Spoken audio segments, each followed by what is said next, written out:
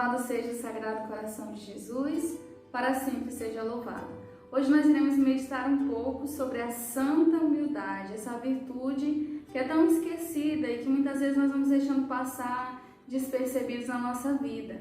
E para isso nós iremos meditar em Lucas, capítulo 18, versículos de 9 a 14. Sabemos que subiram dois homens ao templo para fazer orações. Um era fariseu e o outro era publicano.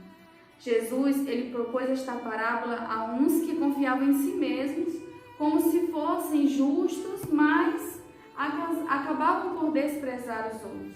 Subiram dois homens ao templo para fazer oração. O fariseu em pé, ele orava em seu interior dessa forma: graças te dou, meu Deus, porque eu não sou como os demais homens, uns são ladrões, outros são injustos, outros são adúlteros. Eu também não sou como esse publicano. Jejuo 2 vezes na semana, pago o dízimo de tudo que tenho. O publicano, pelo contrário, ele estava lá de longe e não ousava nem sequer levantar os olhos ao céu, mas batia no peito dizendo: meu Deus, piedade de mim, porque eu sou pecador. Digo que este voltou justificado para casa e não o outro, porque todo que se exalta será humilhado, e todo que se humilha será exaltado. Desta parábola nós aprendemos que a virtude da humildade é necessária sempre e em toda parte. Sobretudo nos é indispensável quando nós nos dirigimos a Deus em nossas orações. Quem não é humilde, não espere ser atendido. Deus não pode suportar os orgulhosos que confiam em suas próprias forças, que se julgam melhores do que os outros. Ao contrário, o Senhor, Ele não sabe desprezar um coração que é contrito, um coração que é humilhado. Ainda que o passado dessa pessoa tenha sido pecador, Deus, Ele é generoso com as suas graças. E é impossível de deixar de atender aquele que é humilde. Lá em Eclesiástico, no capítulo 35, no versículo 21, vai dizer: a oração do humilde penetrará as nuvens e não se consolará enquanto não chegar até o Altíssimo, e não se retirará até que o Senhor ponha nele os seus olhos. Santo Agostinho chega a dizer que quando alguém se humilha, Deus vai ao seu encontro para o abraçar. Mas quando alguém se exalta e se gloria da sua sabedoria, das suas ações, Deus se afasta dele e o abandona, de sorte que ele vai ser aí humilhado. Se nós desejarmos que Deus atenda os nossos pedidos, que perdoe as nossas faltas, que nos faça progredir sempre no caminho da perfeição, nós devemos renunciar ao orgulho da nossa vida, à arrogância do fariseu e imitar então a humildade do publicano, que nós aprendemos muito bem nessa parábola. Voltemos nosso coração a Jesus, vejamos como nosso coração fica diante de Deus. O publicano ficava o mais possível longe do altar. Dessa forma, ele se reconhecia indigno de estar na presença de Deus e na companhia dos homens de bem. Os seus pecados o confundia tanto a ponto de nem sequer se atrever a olhar os olhos ao céu. Depois ele batia no peito como um sinal de arrependimento, repetindo insistentemente: meu Deus, tem piedade de mim que sou pecador. Palavras que, em contraste aqui com o fariseu, faz voltar ele para casa justificado. Com esse exemplo, nós devemos modelar a nossa oração a fim de que seja aceita por Deus, com a única diferença de que o publicano, por ter esse temor reverencial, ele ficou longe do altar. Nós, assim, atendendo ao desejo do Senhor, devemos nos aproximar dele o mais possível para receber na Santa Comunhão, para participar bem da Santa Missa, para nos aproximar mais de Deus na nossa oração, lembrando-se sempre da nossa indignidade, das nossas fraquezas. Devemos nos aproximar sempre, não só com amor, mas também com temor e tremor, admirado de que Deus tenha se dignado a nos admitir entre os convidados da sua mesa eucarística. E quando nós recebemos dentro de nós a Jesus, devemos nos humilhar na presença da sua majestade e dizer como o pecador, como o publicano: Deus, ser propício a mim que sou pecador. Para receber a graça de Deus em nossos corações, é preciso tê-los vazios da nossa própria glória. A humildade repele Satanás e conserva em nós as graças e os dons do Espírito Santo. Por isso que todos os santos, mais particularmente o Rei dos Santos e sua Mãe Maria Santíssima, sempre honraram, sempre estimaram grandiosamente esta virtude, maior do que qualquer as outras.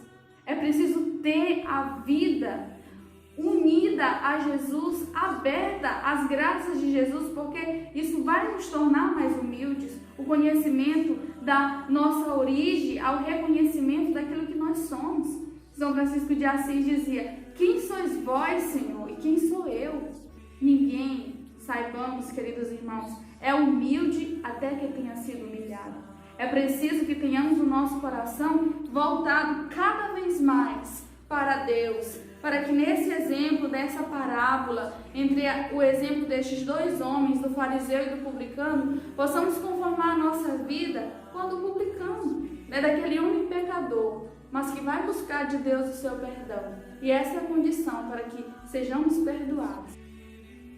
2 Coríntios capítulo 4, versículo 7, vai dizer que nós somos um tesouro escondido em vasos de barro. Por isso os santos vão nos dar alguns graus e algumas práticas de humildade. A primeira delas é ter horror ao orgulho, porque o demônio, ele não teme os orgulhosos. Depois, não se gloriar do bem que foi praticado, porque muitas vezes os que são dominados pelo orgulho, o homem espiritual, ele acaba sendo muito mais culpado do que todos os outros bandidos, né? Porque o que ele arrebata não são os bens da terra, mas sim as glórias do céu. Por isso, muitas vezes os frutos que ele acaba colhendo no meio das suas penitências, das suas lutas, das suas labutas de cada dia, acabam sendo perdidos, porque são depositados em sacos furados.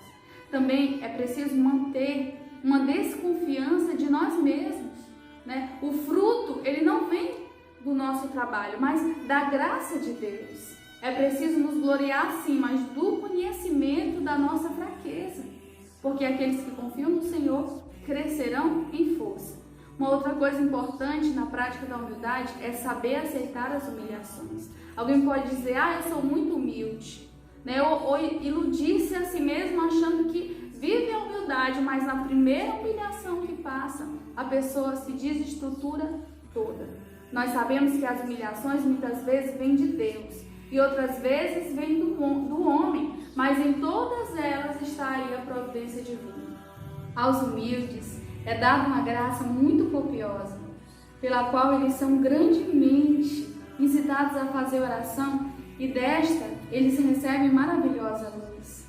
E antes dessas virtudes é dado ao homem, lembremos disso, um coração inocente, que é um coração contrário a acusar e a se indignar contra os efeitos das pessoas. Lembremos, irmãos, que o tempo da injúria e da ignominia declara qual seja o nosso coração. Porque São João Clímaco diz que uma coisa é a contrição, a outra é o conhecimento e outra a humildade. Primeiro, na contrição, nós sabemos que ela nasce da queda, porque aquele que cai pecando aquebranta seu coração através do arrependimento. Depois vem o conhecimento, que é uma verdadeira e segura compreensão da nossa medida, da nossa pequenez, é uma perpétua memória dos nossos pecados, das nossas fragilidades, e aí vai nos levar à humildade, a esta virtude, que é a doutrina espiritual de nosso Senhor Jesus Cristo, escondida espiritualmente no íntimo da alma, por aqueles que são merecedores dessa virtude. Saibamos que muitos se salvam sem a graça da profecia, muitos se salvam sem a ciência, sem as revelações, sem os milagres, sem os prodígios, contudo, sem a humildade ninguém jamais entrou no tálamo do céu. O Senhor nos tira, saibamos disso, as cataratas dos olhos da nossa alma, isto é, a presunção e a vaidade. Aquele que pede a Deus menos do que merece, alcançará mais do que merece, como aconteceu com o publicano, que pedindo a Deus perdão, ele alcançou o quê? A justiça. O bom ladrão que, pedindo a memória de si no reino dos céus, alcançou o mesmo paraíso.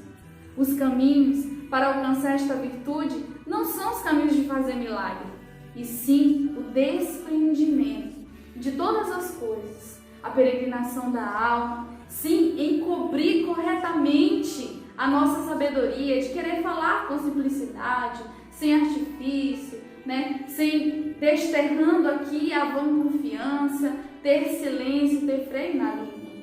Podendo ser grandes, nós fugimos da grandeza. Por isso que nós somos chamados a imitar especialmente do coração de Jesus essa virtude da humildade, nos esconder dentro do seu coração sagrado e aí aprendemos dele como sermos mansos e humildes de coração.